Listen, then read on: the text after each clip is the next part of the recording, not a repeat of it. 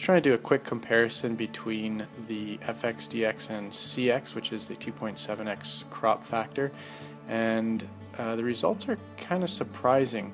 I found DX to be the worst quality over FX or CX.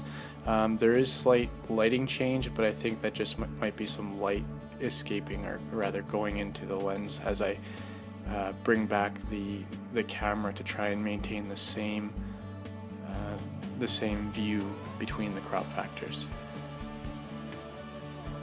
I'm using a custom picture control, which is based off the neutral picture control. So I have sharpness at +2 from 0, and I have contrast at -2 from 0, and saturation at -1 from 0.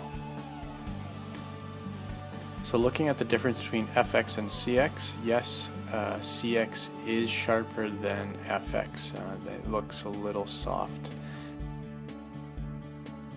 If you take a look at FX versus CX in regards to noise, it looks like CX is a bunch noisier, and I'm assuming because they're not using the full sensor.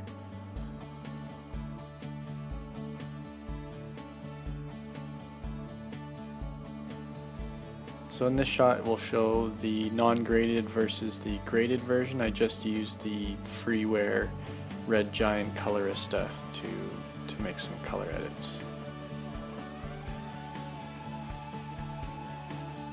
Okay, so I tried to sharpen the FX with just the sharpen filter in Adobe Premiere, and I tried to match it as close as I could to CX. So here's the test.